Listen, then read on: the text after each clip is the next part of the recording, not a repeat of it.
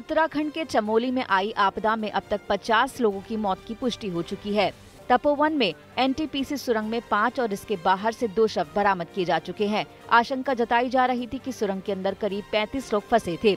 इसके अलावा पूरे इलाके से अब तक 154 लोग लापता हैं। सुरंग के अंदर बचाव कार्य पिछले 9 दिनों से लगातार जारी है, लेकिन भारी तादाद में मलबा जमा होने के चलते रेस्क्यू की रफ्तार धीमी है।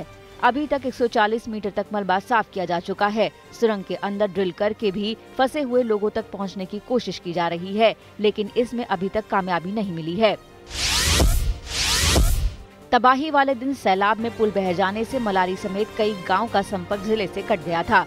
कल सेना ने गांव को जोड़ने के लिए एक पैदल पुल तैयार किया, जिसकी मदद से गांव में फंसे कई लोग इस पार पहुंच पाए हैं। कई गांव में पानी की सप्लाई भी प्रभावित हुई थी, जिसे अब दुरुस्त कर दिया गया है।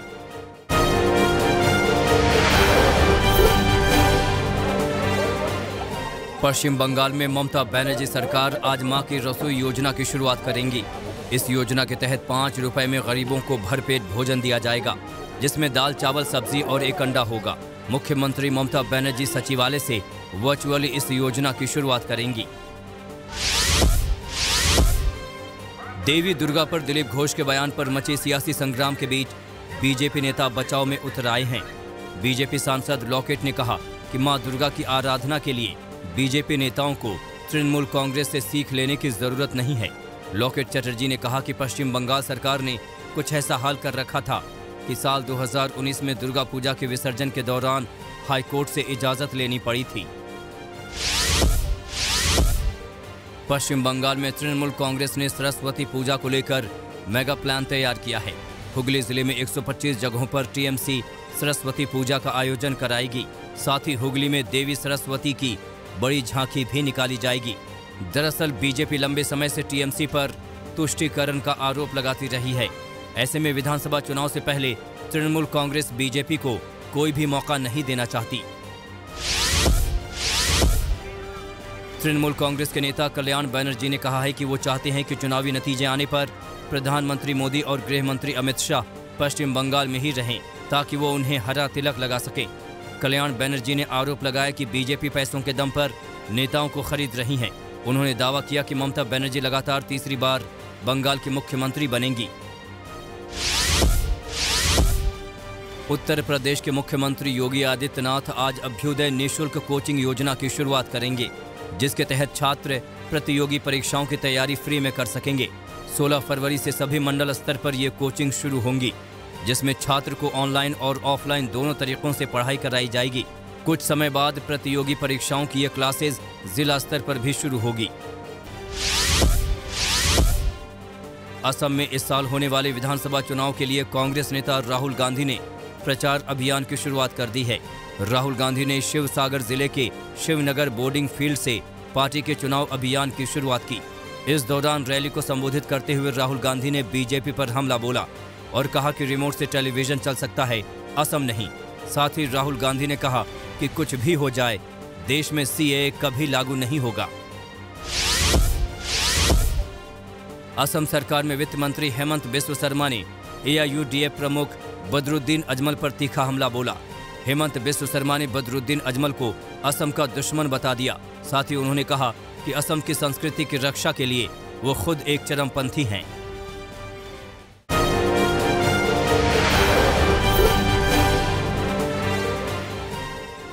गुजरात के मुख्यमंत्री विजय रूपाणी की तबीयत अचानक खराब हो गई। सीएम रूपाणी वडोदरा के निजामपुरा में नगर निगम के चुनाव प्रचार के लिए पहुंचे थे। तभी मंच पर चक्कर आने से वो गिर पड़े, जिसके बाद उन्हें वडोदरा से हेलीकॉप्टर के जरिए अहमदाबाद लाया गया। उत्तर प्रदेश और मध्य प्रदेश के बाद गुजरात सरकार भी लव जिहाद को लेकर कानून बनाने की तैयारी में है। वडोदरा में स्थानीय निकाय के चुनाव प्रचार के दौरान मुख्यमंत्री विजय रूपाणी ने कहा कि लव जिहाद के नाम पर जो काम हो रहे हैं उसे हम चलने नहीं देंगे और जल्द ही विधानसभा में लव जिहाद को लेकर कानून बनाएंगे। यूपी और एमपी के बाद बीजेपी शासित कई और राज्य भी लव जिहाद पर कानून लाने का ऐलान कर चुके हैं। दिल्ली के बॉर्डर पर किसानों के आंदोलन का आज 82वां दिन है। इस बीच किसान नेता राकेश टिकैत ने फिर कृषि कानून वापस न होने तक आंदोलन जारी रखने की बात कही। इसके साथ ही किसान नेताओं ने आंदोलन को तेज करने की रणनीति पर भी चर्चा की। 18 फरवरी को किसान संगठन पहले ही 4 घंटे के लिए रेल रोको आंदोलन का ऐलान कर चुके हैं। कांग्रेस नेता प्रियंका गांधी आज बिजनौर और मेरठ का दौरा करेंगी। इस दौरान प्रियंका गांधी किसान महापंचायत में शामिल होंगी और किसान परिवारों से भी मुलाकात करेंगी। बिजनौर के चांदपुर के रामलीला मैदान में प्रियंका गांधी किसान महापंचायत को संबोधित करेंगी, जिसे लेकर जबरदस्त तैयारी की गई है। इससे पहले 10 फरवरी को प्रियंका गांधी ने सहारनपुर के चिलकाना में किसान महापंचायत को संबोधित किया था। देश भर के टोल प्लाजा पर ऑटोमेटिक पेमेंट सिस्टम फास्टैग आज रात 12 बजे से अनिवार्य हो जाएगा। जिन लोगों ने अब तक अपनी गाड़ियों पर इसे नहीं लगाया है या जिनकी गाड़ियों पर लगे टैग काम नहीं कर रहे, उन्हें भारी जुर्माना भरना पड़ सकता है। जुर्माने के तौर पर ग्राहकों को अपने वाहन की कैटेगरी के हिसाब से लगने वाले टोल की दोगुनी रकम देनी पड़ सकती है। फास्टैग लगे वाहनों को टोल प्लाजा पर रुकने की जरूरत नहीं होगी।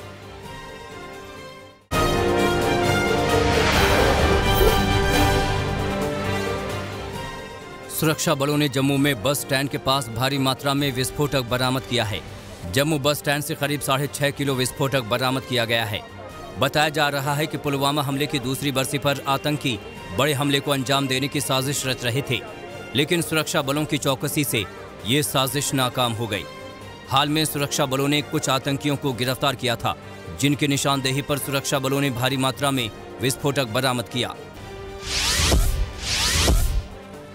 जम्मू बस स्टैंड विस्फोटक बरामद होने के बाद पुलिस ने बड़ा खुलासा किया है। जम्मू कश्मीर पुलिस के मुताबिक आतंकियों ने सूबे में बड़े धमाके की साजिश रची थी। उनके निशाने पर रघुनाथ मंदिर, लखदत्ता बाजार और जम्मू रेलवे स्टेशन थे। इस मामले में पुलिस ने 4 आरोपियों को गिरफ्तार किया है। चीन और पाकिस्तान के साथ दोनों मोर्चों पर तनाव के बीच भारतीय सेना की ताकत बढ़ेगी। प्रधानमंत्री नरेंद्र मोदी ने देश के मुख्य युद्धक टैंक अर्जुन मार्क 1A को राष्ट्र को समर्पित किया। तमिलनाडु और केरल के दौरे पर पीएम मोदी ने स्वदेशी अर्जुन टैंक चेन्नई में सेना प्रमुख जनरल MM नरवणे को सौंपा।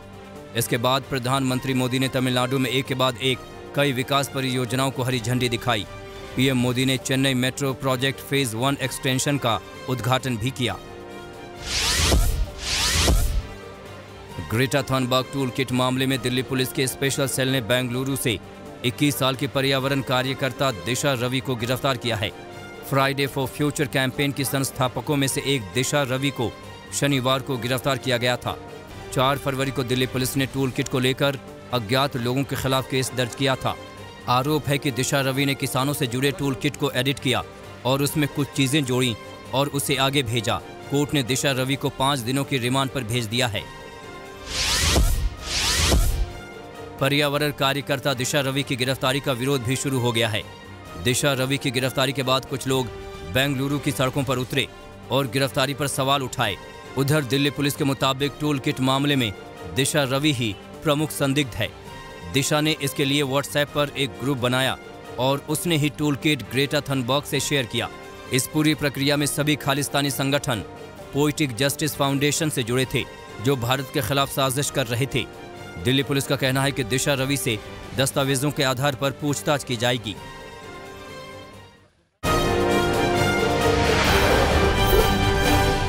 उत्तर प्रदेश के इटावा में पुलिस ने अवैध असलहा की फैक्ट्री का भंडाफोड़ किया है। इटावा के इकदिल थाना की पुलिस और क्राइम ब्रांच ने मिलकर अवैध असलहा की फैक्ट्री पर धावा बोला। पुलिस के मुताबिक असलहा की अवैध फैक्ट्री में 8 तमंचा अद्धी बंदूक, देसी रिवॉल्वर, बंदूक अधबने तमंचे और 20 से ज्यादा जिंदा कारतूस मिले हैं। इसके अलावा अवैध असलहा की फैक्ट्री में तमंचा बनाने का सामान भी मिला है।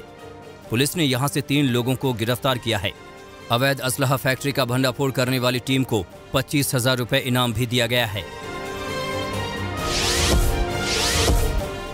गोरखपुर में पुलिस के हत्थे 2 ऐसे आरोपी चढ़े हैं जिनके निशाने पर मंदिर हुआ करते थे। बड़ी ही सफाई से ये दोनों आरोपी मंदिर में चोरी किया करते थे। दोनों आरोपी मंदिर से भगवान का मुकुट और सोने चांदी का सामान चोरी कर लेते थे। पुलिस के मुताबिक दोनों ने कोतवाली क्षेत्र के रामगढ़ताल क्षेत्र में 2 मंदिरों को निशाना बनाया था, मगर चोरों को अंदाजा नहीं था कि उनकी तस्वीर सीसीटीवी में कैद हो गई है। पुलिस ने सीसीटीवी की मदद से आरोपी को गिरफ्तार कर लिया है। पुलिस ने चोरी का आभूषण खरीदने वाले सर्राफ को भी गिरफ्तार किया है। बरेली में एक नाबालिग की हत्या का सनसनीखेज मामला सामने आया है। मामला नवाबगंज कोतवाली का है। आरोपों के मुताबिक आरोपी लड़की को बहला फुसलाकर अपने साथ ले गया था। जाते वक्त लड़की अपने साथ घर के रुपए भी ले गई थी। आरोपों के मुताबिक किसी बात पर रास्ते में आरोपी का लड़की से झगड़ा हुआ और गुस्से में आकर आरोपी ने लड़की का कत्ल कर दिया। आरोपी ने लड़की का शव जंगल में फेंक दिया था, मगर लड़की के घर वालों ने जब आरोपी पर शक जताया तो पुलिस ने पड़ताल की और पुलिस के सामने आरोपी ने जुर्म कबूल कर लिया। पश्चिम बंगाल के हुगली में नवविवाहित प्रेमी युगल की हत्या के बाद भयानक कोहराम मचा। जैसे ही दोनों का शव उनके पैतृक घर पहुंचा, लोगों का गुस्सा फूट पड़ा। लोगों ने आरोपियों के घर में जमकर तोड़फोड़ की और शव को सड़क पर रखकर जाम लगा दिया। लड़के के परिजनों का आरोप है कि लड़की के घर वालों ने दोनों की हत्या की है। पुलिस मामले की जांच कर रही है। उत्तर प्रदेश के एटा में पुलिसकर्मियों ने मुठभेड़ के बाद एक नाबालिग को अपहरणकर्ता के चंगुल से छुड़ा लिया। मामला एटा के थाना रिजोर क्षेत्र की है। जानकारी के मुताबिक हसनपुर कुली गांव में 8 साल का एक नाबालिग गायब हो गया था। नाबालिग के परिजनों ने एक शख्स पर अपहरण की आशंका जताई थी। शिकायत के बाद पुलिस ने 4 टीमें बनाई और बच्चे की तलाश शुरू कर दी। आखिरकार सर्विलांस के जरिए पुलिस को बच्चे की सूचना मिली। पुलिस ने दबिश दी तो आरोपी ने फायरिंग शुरू कर दी। आखिरकार पुलिस ने बच्चे को सकुशल छुड़ाकर आरोपी को गिरफ्तार कर लिया है। पुलिस ने आरोपी के पास से तमंचा और कारतूस जब्त किया है।